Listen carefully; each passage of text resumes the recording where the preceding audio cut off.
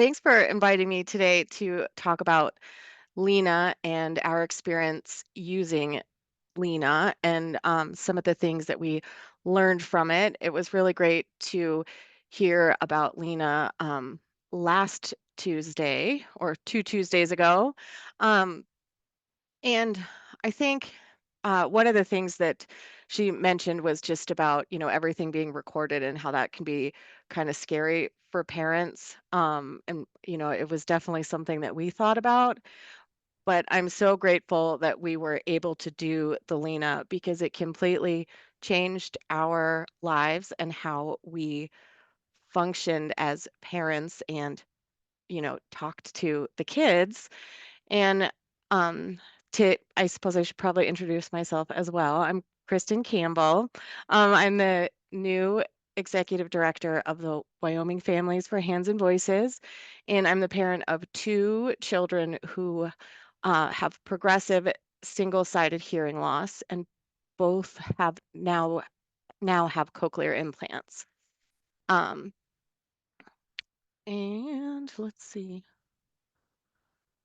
There we go. Now my kids are 6 and 7 and are in, 1st and 2nd grade, and, um, we've got Finn and Ella, so I just figured I'd introduce them because they both did Lena. Ella was the first. And here's little Ella with her Lena vest on as a baby. I wanna say this might be the first time we had done the Lena. Um And now the results, I don't know if they look the same, but this was what the graphs and everything looked like back then. It was a lot different than our most recent Lena results. But this is just a little picture of the microphone and it's tiny and you can see that it just goes right here and it didn't interrupt her at all. Um, but this was the time that really spoke clearly that we were not speaking to Ella really at all. I think that we were in like the bottom 17th percentile on the first Lena scores, which, just showed that we weren't, using language in our home enough. And if it weren't for Lena, I wouldn't have really known that I wasn't talking and needed to talk more. So, of course, I took it as a challenge. And then, we did much better after that. Um, but this was the result of what it was. And so 38% of the day was silence. And 17% of the day was with the TV on. So I was probably just sitting at home, hanging out with her, watching TV. Um, and then 31% of the day was predominantly distant language. So when she was in a language environment, it was really far away. So she had less access to it. And only 11% of the day was meaningful language. And this was the amount of adult words that she saw and or she heard during the day. And not only was it like terrible that we weren't really talking, she was exposed to the most language at like 10 o'clock at night. And it most certainly was because it was summertime and she fell asleep on my lap, and Mike and I were sitting out on our deck in the evening just chatting. Um, so you can just see like how little language she was exposed to from me during the day. And I think that, I'm just so grateful that we had Lena and that I could see this, that like I wasn't providing her that language that she needed. And I was able to then make those changes, turning off the TV, making sure that, I'm closer when I talk to her and, talking a lot more. My husband and I always joke that like I never stopped talking after this, and I think it's probably true. Um, Even the kids say I talk too much. Um, and then fast forward, I think, well, I should go back a second. that Lena was done when the first one was done when we were just at home. So it showed how I could improve and how my husband could improve on, you know, on the how much we were talking at home. Um, and then this one we did when Ella was uh, in 2020. So Ella was in daycare. And I found this really beneficial because we also identified that she wasn't really being exposed to that much language at daycare. And it also highlighted some times where there was a lot of background noise. Like you can see this at noon. They must have watched a movie or something because it was almost entirely noise and electronic. And we found sometimes too that where they had music playing in the background, so it was really noisy. And it was some stuff that we could communicate with the child care center to say like, hey, maybe during this time, turn the music off, or don't have this on in the background. And then at night, this is another, I probably didn't turn the little device off. Um, I can't remember if you turn it off or if you just let it die. But I assume this is like a noise machine at night. Um, but it was fun because you could see like here when you look at the data, like from 5 to 6 p.m., we were probably having dinner because that's when Ella was exposed to the most language. And we were probably just chatting, having dinner. And that was when she had the most conversational turns.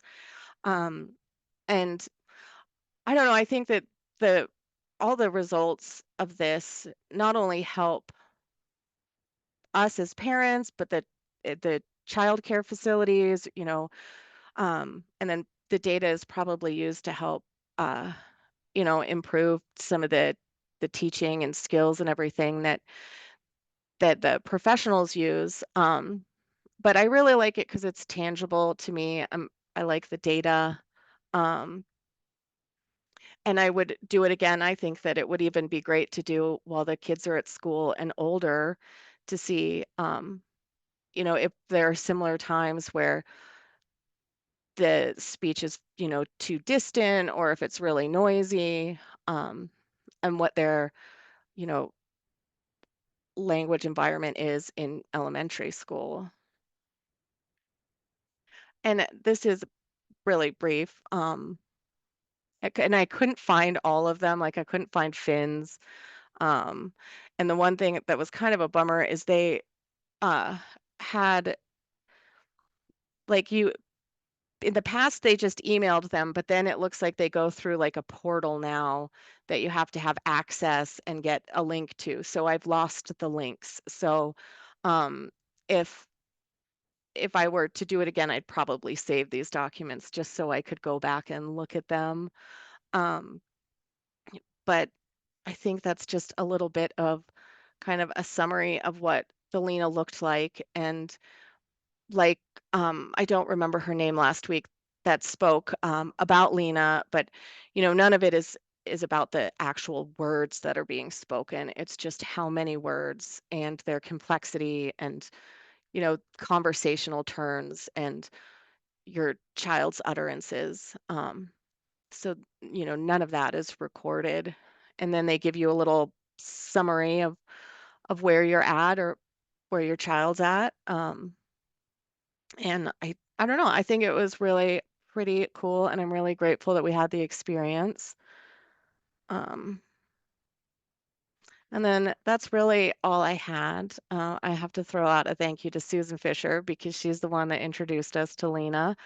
Um, and yeah, I don't know if you guys have any questions for me. I'm sorry that was so quick, but that's what I got for you. Kristen, this is Kim. I love that you just point out like a real life experience. Like this is the actual experience of what it was. And, we were sitting holding her on my chest and we're talking about, about our day, and just seeing what it's like and knowing that it's not what you're saying. It's when and how often or where, the environment in which you're saying, which is so important. So I really appreciate your real life experience of using this, and that you found it to be really helpful to families, which I think is really important. Helpful in so many different ways. Well, You know, and I think it's one of those things where you don't know what you don't know, and sometimes, you know, you think you're doing one thing, but you're doing another. And like I remember Susan would share books with us, and I was like, "What? These books just have one word. I don't get it." But if I wasn't taught how to read those books, and it isn't reading those one word, that single word, it's talking about the pictures and the colors and what's going on. Um, but I never would have known to do that. And I never would have known to, narrate my life if it weren't for, um, the support, the early intervention support we had and, the experiences of Lena, to really show us.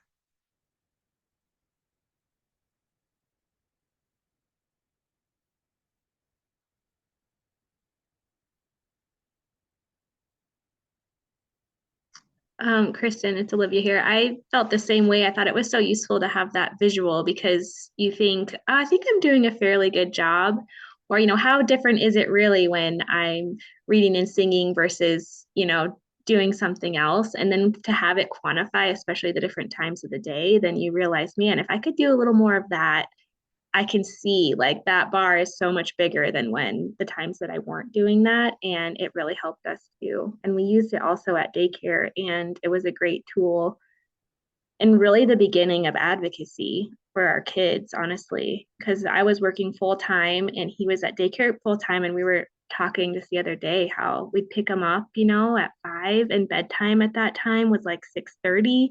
And we just felt like, man, they spend so much time at daycare, if you have two working parents, and we really wanted to find a good supportive environment. And so we use that as a tool as well to help advocate for him. And yeah, we ended up trying a few different places too, because we just wanted him to get the most access. So Yeah, and last week they talked about the permissions for daycare and that it can be difficult because you need to get permission from like everyone there. And we definitely did not do that. I don't know if it was just different guidance that we had, 5 years ago. Um, but that was, I guess, one consideration I didn't think about. Previously about, because we're signing this and saying yes, that we're agreeing to record everything, but then, everybody else and all the other kids. So I don't know if that's something that's changed or what kind of the protocol is there now. this question is for both you ladies, and maybe you said this in the training, but I didn't hear it. How many times and how often apart did you guys do Lena, the Lena, wear the Lena vest and everything? I would have to go back and look. It almost seems like we did it quarterly and as needed. I feel like we did it pretty often. I feel the same. We did it like the first time and then a few months later.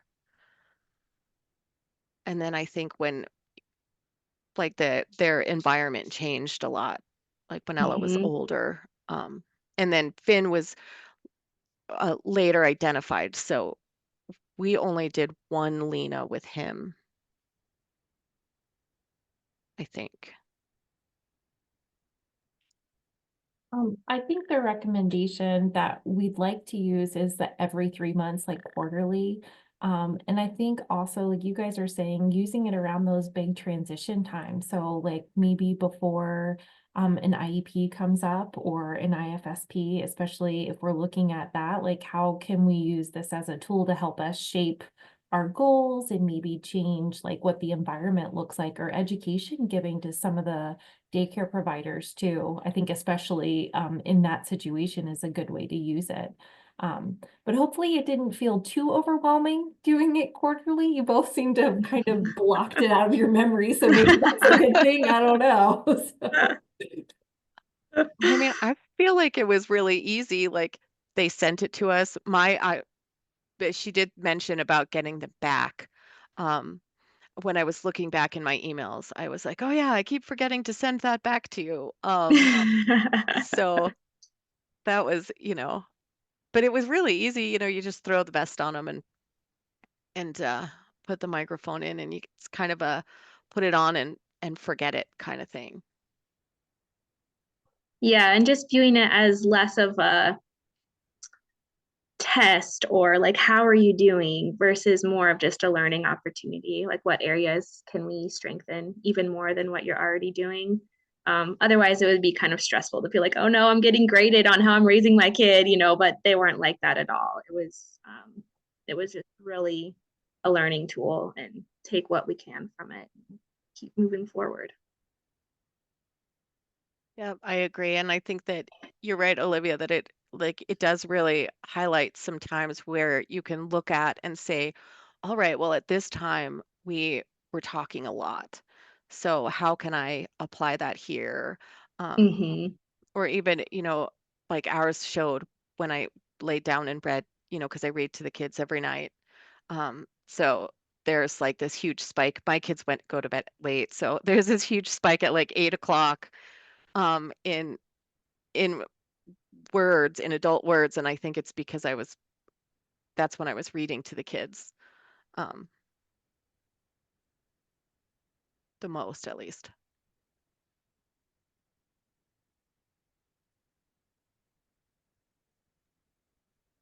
Awesome. Well, thank you so much for sharing your experience, Kristin, and being willing to put your put your graphs up there and talk about how it has impacted you guys. We appreciate your perspective and being willing to share. Yeah, absolutely. Well, thank you for letting me share. And even though it was a little haphazard, but I appreciate Mhm. it, and I'm always available to answer questions if anybody has any. But I'm definitely an advocate for using the LENA, and I hope that Melissa, that you can get some parents on board and um, start using that tool again.